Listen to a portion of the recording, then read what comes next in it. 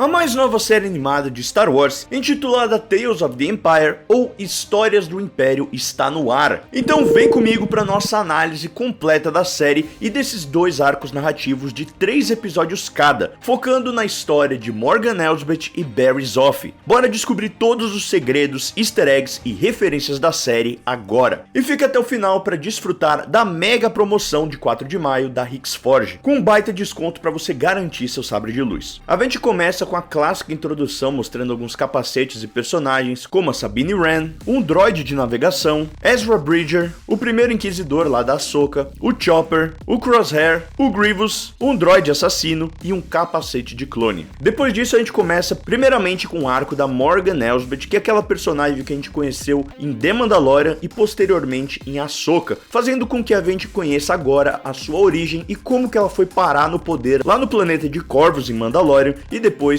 ajudando o Thrawn a chegar na galáxia de Star Wars. Os títulos dos episódios são muito interessantes porque eles fazem uma alusão à fala do Yoda no episódio 1, falando que o medo leva à raiva, a raiva leva ao ódio e o ódio leva ao sofrimento, ou seja, o caminho para o lado sombrio. E é exatamente esse o caminho percorrido pela Morgan Elsbeth ao longo desses 3 episódios, mostrando um pouquinho da sua origem da Dathomir, como ela subiu ao poder lá em Corvus e como ela se tornou aquilo que ela jurou extinguir da galáxia. Então é um arco muito legal e a gente vai falar um pouquinho mais dele agora. E depois a gente vai falar do arco da Barry Zoff. Bom, a gente começa ali em Dathomir, exatamente em um dos episódios de Clone Wars, que é justamente o massacre das Irmãs da Noite pelas mãos do General Grievous. Como a gente sabe, Grievous, a mando do Palpatine e do Conde Dooku, chegou no planeta com seu exército droide e aniquilou quase todas as Irmãs da Noite, incluindo a mãe Talzin. E a Morgan Elsbeth foi uma das únicas sobreviventes do seu clã. E é muito legal a gente ter acesso e conhecer mais esses outros grupos da força que não sejam só os Sith e os Jedi, como por exemplo as Irmãs da Noite, que eram um grupo de bruxas de Dathomir que usavam de um aspecto do lado sombrio, que era a Magic, que inclusive permitia a elas usar do lado sombrio, mas sem que o lado sombrio destruísse elas, né? Elas não sucumbiam ao lado sombrio. E a gente viu muito disso também no livro Dark Disciple, que acompanha uma outra Irmã da Noite, né? A Sage Ventress, mostrando como que ela conseguia usar do lado sombrio sem sucumbir a ele. A mesma Sage Ventress que a gente acabou de ver retornando em The Bad Batch. E fica aqui a indicação desse livro para vocês, que é maravilhoso. Falando em grupos da força diferentes, lá em Dathomir também a gente conheceu o Clã da Montanha, que também é um grupo que está nesse espectro da força, mas do lado luminoso, sem necessariamente ter ligação com os Jedi. Então a gente consegue ver muito bem, né, que dentro desse espectro a gente tem os Jedi bem de um lado, do extremo do lado da luz, o Sith do outro lado, extremo do lado sombrio, e nesse meio a gente tem ali as Irmãs da Noite, que usam o lado sombrio, mas também não sucumbem a ele, e a gente tem o Clã da Montanha, que usa do lado da luz, sem necessariamente ser Jedi. Isso é uma coisa que a gente tá vendo bastante em Star Wars, principalmente na Era da Alta República, e só tende a enriquecer cada vez mais o universo de Star Wars, mostrando que as coisas não são apenas o preto e o branco, né? Tem esses tons de cinza no meio. Durante, né, o grande massacre, a gente vê o General Grievous em toda sua glória, mostrando por que ele é tão temido e tão assombroso, tão perigoso, lutando contra a mãe da Morgan Elsbeth, que por sua vez usa ali algumas foices imbuídas na Magic, que é esse aspecto do lado sombrio que eu comentei mais cedo. E essas armas dela lembram muito as antigas espadas Sith, que eram imbuídas pelo lado sombrio, que criavam essa energia, né, esse fogo em cima das lâminas, o que permitia com que as lâminas resistissem a golpes de sabre de luz e conseguissem até desviar tiros de blaster. Então isso é uma coisa que a gente já viu muito lá no Legends, na época do alvorecer do Jedi, da Velha República, então é legal ver isso agora aqui no cânone também. Claro, a gente já tinha visto isso nas animações e também na série da Ahsoka com a lâmina de Talzin, mas é sempre bom a gente reforçar e ver um pouquinho mais disso aqui também. Outra referência muito legal foi a própria frase do General Grievous quando estava exterminando as Irmãs da Noite, que é igualzinha a que a gente viu no episódio 1 sendo dita pelo Palpatine. Wipe them out. All of them. Wipe them out. All of them. E Tales of the Empire, né, Histórias do Império, é uma série que tá focada no lado sombrio, então o tema principal para essas duas histórias foi o medo, mas mais pra frente a gente vai ver que elas começam iguais, né, a jornada das duas, da Morgan e da Barrys, começam iguais, mas aí a gente tem um espelhamento, então o final da Morgan é bem diferente do final da Barrys. Já no segundo episódio, a gente tem uma revelação bem legal e várias conexões com Star Wars Rebels, a minha série favorita de animação. A gente vê que quem realmente fez o layout e o projeto dos TIE Defenders foi a Morgan Elsbeth. Recapitulando, os TIE Defenders, eles eram mais ou menos uma evolução dos TIE Fighters. Eles eram mais resistentes, ou seja, eles tinham escudos defletores, eles tinham uma manobrabilidade maior, o que faria com que essas naves fossem muito mais difíceis de serem abatidas do que os TIE Fighters, que eram conhecidos por serem quase descartáveis e muito mais vulneráveis do que as X-Wing, fazendo com que poucas X-Wing na batalha de Yavin conseguissem destruir vários TIE Fighters, uma coisa que acabou sendo muito importante para a derrota do Império na batalha de Yavin. Quem sabe, se o Império tivesse realmente investido nos TIE Defenders, talvez a frota imperial tivesse sido capaz de destruir a frota rebelde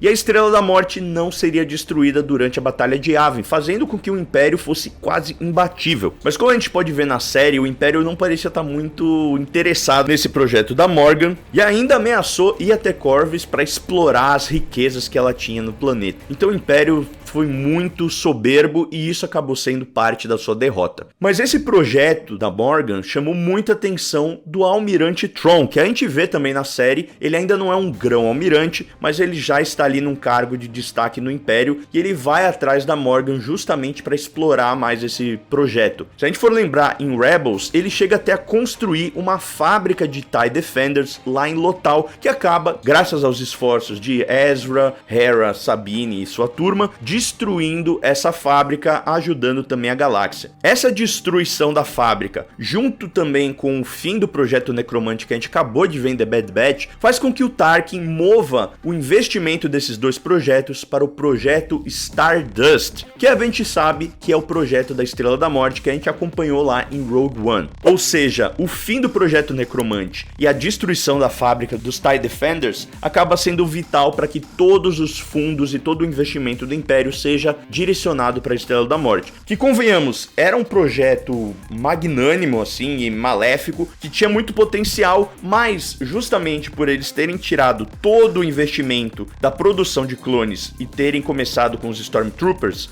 e também terem tirado o fundo dos TIE Defenders, isso acabou deixando eles vulneráveis, fazendo com que a rebelião conseguisse ir lá e destruísse a Estrela da Morte. Ou seja, foi um grande efeito borboleta que aconteceu graças à força que acabou fazendo com que o Império caísse. Temos também o retorno do Rook, que é um mercenário ali, barra guarda-costas do Thrawn, que é um cara muito ameaçador, e o visual dele aqui, com a animação de The Clone Wars, ficou magnífica, ficou muito bonito, diferente de Rebels, que tem um traço mais redondinho, mais infantil, vamos dizer. E o Rook, ele é um personagem muito importante no Legends, porque é ele que acaba matando o Thrawn. Ele descobre que o Império e o Thrawn foram responsáveis pelo extermínio da sua espécie, e aí ele acaba matando o Thrawn. Eu acho que a gente não vai acabar vendo isso aqui no cânone, porque a gente já viu o Thrawn lá em Ahsoka e não tem nem sinal do Rook, então acho que eles deixaram isso, esse arco do Rook e do Thrawn, para os livros de Herdeiro do Império. Então a gente vai ter uma adaptação diferente e um desfecho diferente para o Thrawn. Temos também o retorno do Paleon, que é um imperial ali que ajuda muito o Thrawn, que fica indo atrás de novos recursos, novos projetos para o Império, e é ele que descobre a Morgan Elsbeth. Então foi legal ter ele aqui também, porque ele é uma figura importante nos livros do Herdeiro do Império. Nesse segundo episódio também a gente tem a conexão com The Mandalorian, né? A gente vê a Morgan chegando em Corvus e dominando a população através do medo deles. Ela prometeu que eles iam ficar ricos, prometeu prosperidade, mas no final ela acaba mesmo escravizando a galera de lá, e a gente conhece o Wing, que é um personagem que a gente viu lá em The Mandalorian, que acaba depois, posteriormente, com a queda queda da Morgan Elsbeth, se tornando ali o regente de Corvus. No terceiro episódio, né, o último episódio desse arco da Morgan, a gente vê que a Nova República chega até Corvus, mostrando que muito tempo já se passou desde o começo do reinado dela por lá, e as coisas vão degringolando cada vez mais, né? Ela vai cada vez mais abusando da população, fazendo eles trabalharem dia e noite e comandando com uma mão de ferro. E aí a Nova República, que foi estipulada depois da queda do Império, na Batalha de Endor, chega lá para realmente estender os seus poderes e tentar ajudar diferentes mundos da galáxia. E essa comitiva da Nova República, ela é comandada por uma ex-integrante da população de Corvus, que conseguiu escapar e tentou fazer a diferença se juntando à Nova República, retornando ao seu mundo natal para tentar ajudá-los. E lá a gente vê que o Wing recebe essa comitiva e nem estava sabendo da queda do Império e da estipulação da Nova República, mostrando como na galáxia esses Warlords, né, esses senhores da guerra, como o Moff Gideon e a Morgan Elsbeth, eles realmente criam uma própria bolha de poder deles e ficam regendo a população do jeito que eles querem, independente se é a Nova República, se é a República, se é o Império, para eles não faz diferença. Então é muito legal a gente ver um pouquinho disso aqui na animação também. E isso mostra que a Morgan, ela ficou tão cega pelo medo e pelo ódio, que ela termina o arco dela fazendo exatamente aquilo que fizeram com ela e que fez com que ela quisesse se vingar. Ou seja, o lado sombrio, ele deturpou tanto a jornada dela, que fez com que ela se tornasse aquilo que ela queria destruir. Ela eventualmente acaba eliminando essa comitiva da Nova República e queimando toda a floresta de Corvus, fazendo com que ela fique com aquele visual que a gente viu em The Mandalorian, com as árvores todas queimadas, todas quebradiças, diferente do que a gente viu aqui no começo do episódio, onde as árvores estavam com vida, o planeta estava diferente, né? E nisso ela acaba matando a integrante da Nova República, que era de Corvus, e ela dá um transmissor pro Wing, falando que dali viria uma ajuda. E ali a gente consegue ver uma luz branca, né, simbolizando o lado da luz, lembrando muito o sabre da Ahsoka, e a gente escuta uma voz de alguém que poderia ajudar a população de Corvus, e essa voz é de ninguém menos do que Bo-Katan, a Mandaloriana casca grossa que acabou se juntando com a Ahsoka e indicou o planeta de Corvus para que o Mando encontrasse a Ahsoka e entregasse o pequeno Grogu. Então é muito legal ver que a gente tá tendo aqui uma integração das animações e das séries live action, né? A gente teve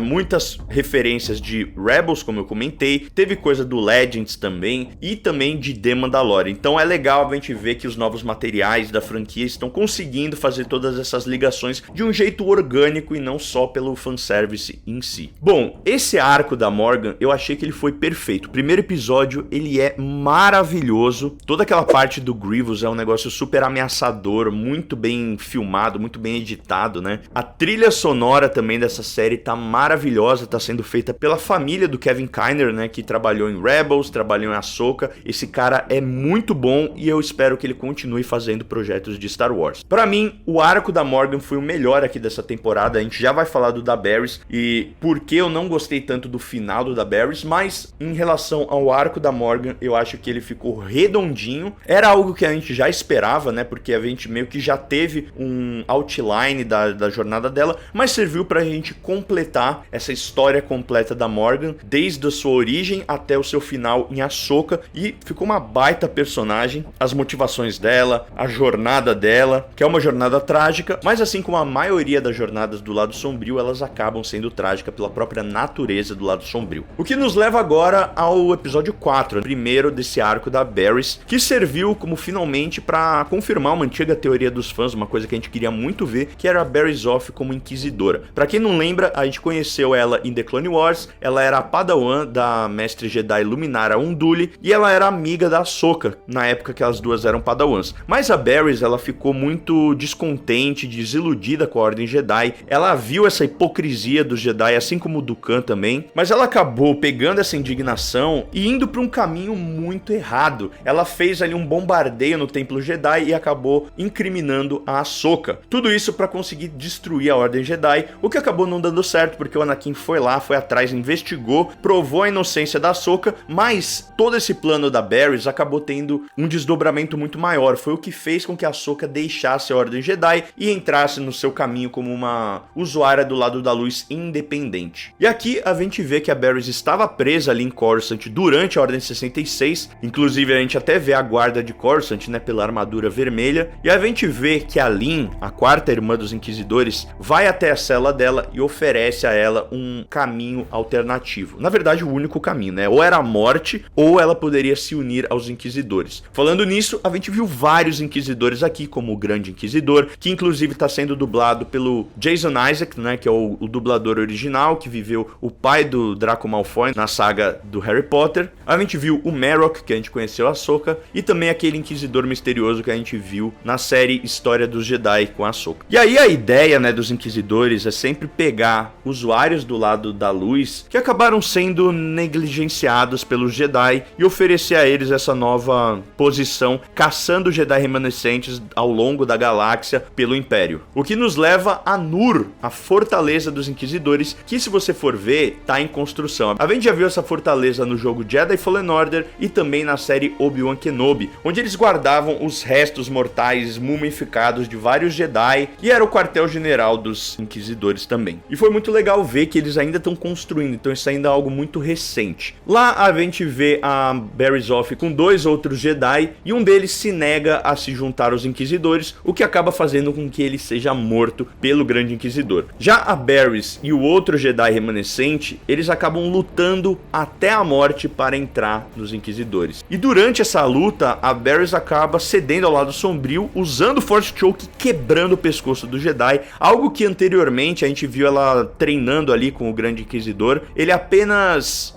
brincando com ela, né, tentando fazer com que ela caísse para o lado sombrio, que ela cedesse ao seu ódio, algo que a gente pode fazer uma referência com o episódio 6, né, o Palpatine fazendo isso com o Luke Skywalker. E aí nisso a gente vê que a Barriss realmente se junta ao Inquisitório. O episódio termina com ninguém menos do que Darth Vader chegando. Lembrando que o Darth Vader era o responsável por treinar os Inquisidores e era o líder deles ali com essa missão de acabar com os Jedi remanescentes. E aí a presença do Darth Vader me levantou uma coisa aqui que poderia ter sido sensacional, mas eu vou falar mais pro finalzinho. Vale ressaltar também que a fotografia e a saturação e a trilha sonora desses 3 episódios da Barriss também são sensacionais. As cores estão pulsantes, o vermelho tá muito vermelho, a iluminação ali do Grande Inquisidor assistindo a Barriss lutar com outro Jedi pela sua vida é sensacional, e a trilha sonora, mais uma vez, magnífica pela família Kyner. Aí a gente entra no segundo episódio, que eu começo a ter alguns problemas assim, na minha opinião, mas eu vou explicar tudo direitinho pra vocês. O segundo episódio, ele subverte essa queda da Barriss Offee, né? Ela vai ali com a quarta irmã pra um planeta em busca de um Jedi que eles ouviram falar que estava lá. Lá eles chegam num vilarejo e o ancião do vilarejo, ele mente para as Inquisidoras, fala que não tem Jedi ali, mas a Barriss, ela chega numa criança e vai falando com aquela voz doce, ela tira o capacete, ela ganha a confiança da criança e fala que se ele cooperar, vai ser melhor para todo mundo. A criança, coitada, acaba cooperando, fala que tem um Jedi na montanha, e aí a quarta irmã retalia o vilarejo por ter mentido e mata todo mundo, deixando a criança viver. Isso é uma cena muito pesada,